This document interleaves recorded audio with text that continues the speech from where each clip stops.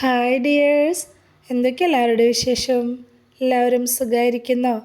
അപ്പോൾ മുത്തുമണികളെ, ഞാനിന്ന് ഷെയർ ചെയ്യുന്നത് ഒരു കിടിലൻ സ്നാക്ക് റെസിപ്പിയാണ്. ചിക്കൻ ബ്രെഡ് റോളിൻ്റെ റെസിപ്പിയാണ് ഷെയർ ചെയ്യുന്നത്. വൈകുന്നേരത്തെ ചായൻ്റെ കൂടെ കഴിക്കാനായിട്ടാണെങ്കിലോ അതല്ലാന്നുണ്ടെങ്കിൽ ഇപ്പോൾ നോമ്പൊക്കെ വരികയല്ലേ, നമുക്ക് ഉണ്ടാക്കിയിട്ട് ഇത് പൊരിക്കുന്നതിന് മുമ്പ് ഫ്രീസ് ചെയ്ത് വെക്കാനൊക്കെ പറ്റിയിട്ടുള്ള ഒരു അടിപൊളി ബ്രെഡ് റോളിൻ്റെ റെസിപ്പിയാണ് കേട്ടോ ഷെയർ ചെയ്യുന്നത്. അടിപൊളി ടേസ്റ്റാണ്. അപ്പോൾ ഇതെങ്ങനെ ഉണ്ടാക്കുന്നതെന്ന് നോക്കാം. വീഡിയോയിലേക്ക് പോകുന്നതിന് മുമ്പ് വീഡിയോ എല്ലാവരും ഒന്ന് സ്കിപ്പ് ചെയ്യാതെ മുഴുവനായിട്ട് കാണാൻ ശ്രമിക്കണം കേട്ടോ. അതുപോലെ തന്നെ സബ്സ്ക്രൈബ് ചെയ്യാതെ കാണുന്ന പുതിയ കൂട്ടുകാരാരെങ്കിലും വീഡിയോ കാണുന്നവരുണ്ടെങ്കിൽ പ്ലീസ് ഒന്ന് സബ്സ്ക്രൈബ് ചെയ്ത് സപ്പോർട്ടും കൂടി ചെയ്യണേ. അപ്പോൾ നമുക്കിത് എങ്ങനെ ഉണ്ടാക്കുന്നതെന്ന് നോക്കിയാലോ. അതിനായിട്ട് ഞാനിതപ്പോൾ മീഡിയം സൈസിൽ 2 സവാള കുനുകുന കട്ട് ചെയ്ത് വെച്ചിട്ടുണ്ട്. കുറച്ച് കറിവേപ്പില കട്ട് ചെയ്ത് വെച്ചിട്ടുണ്ട്. ഇഞ്ചി വെളുത്തുള്ളിയും കൂടി ചതച്ചത് 1 ടേബിൾ സ്പൂൺ എടുത്തിട്ടുണ്ട്. എരിവിന് ആവശ്യമായിട്ടുള്ള പച്ചമുളക്, അതുപോലെ തന്നെ കുറച്ച് മല്ലിയില, പിന്നെ കുറച്ച് ചിക്കൻ എടുത്തിട്ടുണ്ട്. പ്രത്യേകിച്ച് അളവൊന്നുമില്ല, നമ്മുടെ കയ്യിലുള്ളതിനനുസരിച്ച് എടുക്കുക. ഞാൻ പൊരിച്ചിട്ട് വേണമെങ്കിലും എടുക്കുക. ഞാനിപ്പോൾ ഉപ്പ്, മഞ്ഞൾപ്പൊടിയും കുരുമുളക് പൊടിയൊക്കെ ഇട്ടിട്ട് ഒന്ന് വേവിച്ചിട്ട് ഒന്ന് പിച്ചി എടുത്തിട്ടുള്ള ചിക്കനാണ് എടുത്തിട്ടുള്ളത്. പിന്നെ എടുത്തിട്ടുള്ളത് ചിക്കൻ വേവിച്ച വെള്ളമാണത്, അത് ആവശ്യമായിട്ടുണ്ട്. പിന്നെ പൊടികളായിട്ട് എടുത്തിട്ടുള്ളത് 1/2 ടീസ്പൂൺ മുളക് പൊടി, 1/2 ടീസ്പൂൺ ഗരം മസാലപ്പൊടി, 1/2 ടീസ്പൂൺ ചിക്കൻ മസാലപ്പൊടി, അതുപോലെ തന്നെ കുരുമുളക് പൊടി 1/2 ടീസ്പൂൺ, 1/4 ടീസ്പൂൺ മഞ്ഞൾപ്പൊടി. ഇത്രയാണ് എടുത്തിട്ടുള്ളത്. ചിക്കൻ മസാലപ്പൊടി കയ്യിലില്ലാത്തവർ ഗരം മസാലപ്പൊടി ചേർത്താൽ മതി കേട്ടോ. അത് മാത്രമായിട്ട് ചേർത്താലും മതി. പിന്നെ ഒരു പാത്രം അടുപ്പിലേക്ക് വെച്ച് കൊടുത്തിട്ട് 2 ടേബിൾ സ്പൂൺ വെളിച്ചെണ്ണയാണ് ഞാൻ ഒഴിച്ചു കൊടുത്തിട്ടുള്ളത്. നിങ്ങൾ ഇഷ്ടമുള്ള ഓയിൽ എടുക്കുക കേട്ടോ. ആദ്യം തന്നെ സവാള ചേർക്കുന്നതിന് മുമ്പ് ഇഞ്ചി വെളുത്തുള്ളിയും ചതച്ചതാണ് ചേർത്ത് കൊടുക്കുന്നത്. നമ്മളിതുപോലത്തെ സ്നാക്കൊക്കെ ഉണ്ടാക്കുന്ന സമയത്ത് ഇഞ്ചിയും വെളുത്തുള്ളി ആദ്യം ചേർത്ത് കൊടുത്തിട്ട് അതൊന്ന് വഴറ്റിയെടുക്കണം കേട്ടോ.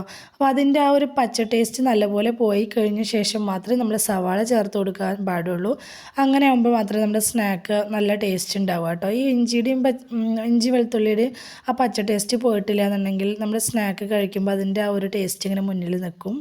അപ്പോൾ നമ്മുടെ ഇഞ്ചി വെളുത്തുള്ളി ചതച്ചതൊക്കെ നല്ലപോലെ ഒന്ന് വഴറ്റിയെടുത്ത ശേഷം ഞാൻ സവാളയും പച്ചമുളകും കറിവേപ്പിലയും കൂടി കട്ട് ചെയ്ത് ചേർത്ത് കൊടുത്തിട്ട് ഒന്നങ്ങ് വഴറ്റിയെടുക്കുന്നുണ്ട്.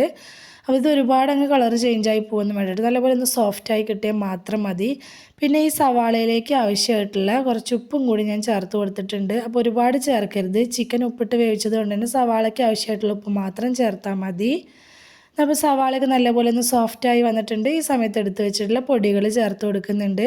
പൊടികൾ ഇനി അതിൻ്റെ പച്ചമണം പോകുന്നവരെ നല്ലപോലെ ഒന്ന് വഴറ്റിയെടുക്കുക. ഇതിലേക്ക് കുരുമുളകിൻ്റെ ടേസ്റ്റാണ് കൂടുതലായിട്ട് നമുക്ക് കിട്ടേണ്ടത് കേട്ടോ.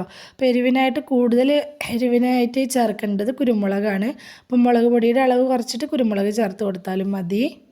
പൊടികളുടെ പച്ചമണം നല്ലപോലെ പോയ ശേഷം ഇതിലേക്ക് നമ്മൾ പിച്ചെടുത്ത് വെച്ചിട്ടുള്ള ചിക്കൻ ചേർത്ത് കൊടുക്കുക. ഇനി ഈ പൊടികളും അതുപോലെ തന്നെ ഈ സവാളയും ഈ ചിക്കനൊക്കെ കൂടി നന്നായിട്ടൊന്ന് യോജിച്ച് വരണം. നന്നായിട്ടൊന്ന് യോജിച്ച് വന്ന ശേഷം ഇതിലേക്ക് നമ്മൾ എടുത്ത് വെച്ചിട്ടുണ്ടായിരുന്ന ചിക്കൻ വേവിച്ച വെള്ളം ഉണ്ടല്ലോ അത് ചേർത്ത് കൊടുക്കുക. നിങ്ങൾ ചിക്കൻ വേവിക്കുന്ന സമയത്ത് വെള്ളം ഇതുപോലെ കിട്ടിയിട്ടില്ല എന്നുണ്ടെങ്കിൽ കുക്കറിലൊക്കെ ഇട്ട് വയ്ക്കുന്ന സമയത്ത് ചിലപ്പോൾ വെള്ളം നല്ലപോലെ വറ്റി പോയിട്ടുണ്ടാവും. അങ്ങനെ വെള്ളം കിട്ടിയിട്ടില്ല എന്ന് തോന്നുകയാണെങ്കിൽ ഒരു 2-3 ടേബിൾ സ്പൂൺ പച്ചവെള്ളം ഒഴിച്ചു കൊടുത്താലും മതി കേട്ടോ. ഈ മസാല ഒരുപാട് ഡ്രൈ ആയി പോവാതിരിക്കാനും വേണ്ടിയിട്ടാണ്, ചെറിയൊരു നനവ് കിട്ടാനും വേണ്ടിയിട്ടാണ് കേട്ടോ. ലാസ്റ്റ് ഇതിലേക്ക് ആ ഒരു പിടി മല്ലിയില കൂടി ചേർത്ത് കൊടുത്തിട്ട് നല്ലപോലെ ഒന്ന് മിക്സാക്കി എടുത്ത് നമ്മുടെ മസാല ഇവിടെ റെഡി ആയി കേട്ടോ. ഈ ലാസ്റ്റ് ചേർത്ത് കൊടുക്കുന്ന ഈ മല്ലിയില ഉണ്ടല്ലോ അത് സ്കിപ്പ് ചെയ്യാതെ തന്നെ ചേർക്കണേ. നമ്മുടെ മസാലയ്ക്ക് നല്ലൊരു ടേസ്റ്റ് കിട്ടാനും വേണ്ടിയിട്ടാണ്. ഇനി നമുക്ക് കുറച്ച് ബ്രെഡ് വേണം. അപ്പോൾ ഞാനെടുത്ത ബ്രെഡ് കുറച്ച് ഹാർഡായിട്ടുള്ള ബ്രെഡായിരുന്നു, അതുകൊണ്ട് തന്നെ ഞാൻ ഒന്ന് ആവിയാറ്റി എടുക്കുന്നുണ്ട്. നല്ല സോഫ്റ്റ് ആയിട്ടുള്ള ബ്രെഡാണെങ്കിൽ അതിൻ്റെ ആവശ്യമില്ല കേട്ടോ. പിന്നെ ഇതുപോലെ കുറച്ച് ബ്രെഡ് പൊടി വേണം. ബ്രെഡ് പൊടി റസ്ക് പൊടി ഏതായാലും കുഴപ്പമില്ല.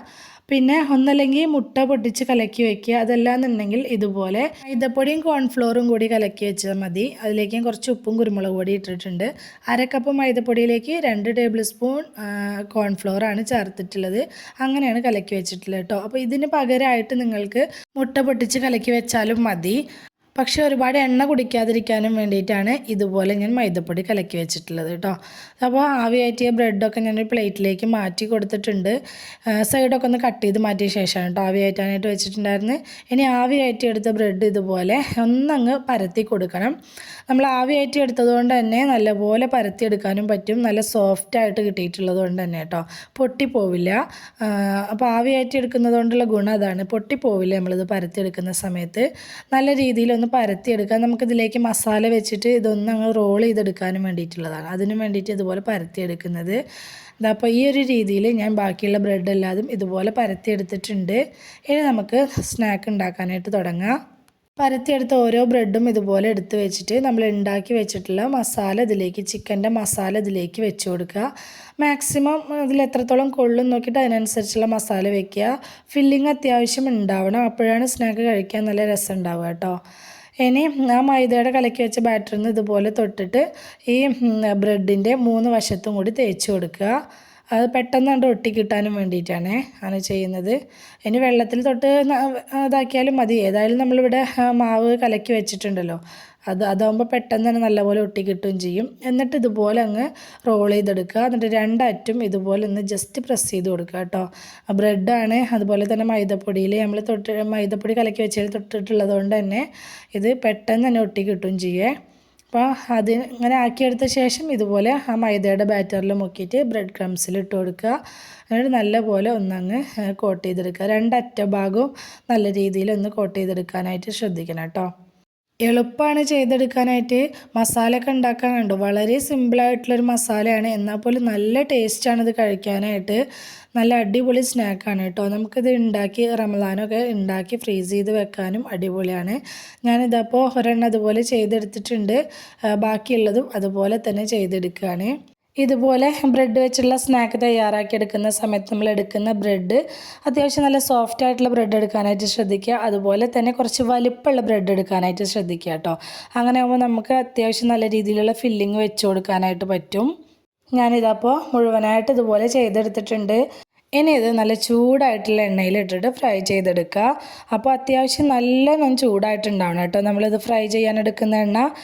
കാരണം നമുക്കിത് ഇനി ബ്രെഡ് തന്നെ ഒന്ന് മുകളിലത്തെ ബ്രെഡ് മാത്രമാണ് ഒന്ന് കുക്കായി കിട്ടാനുള്ളൂ.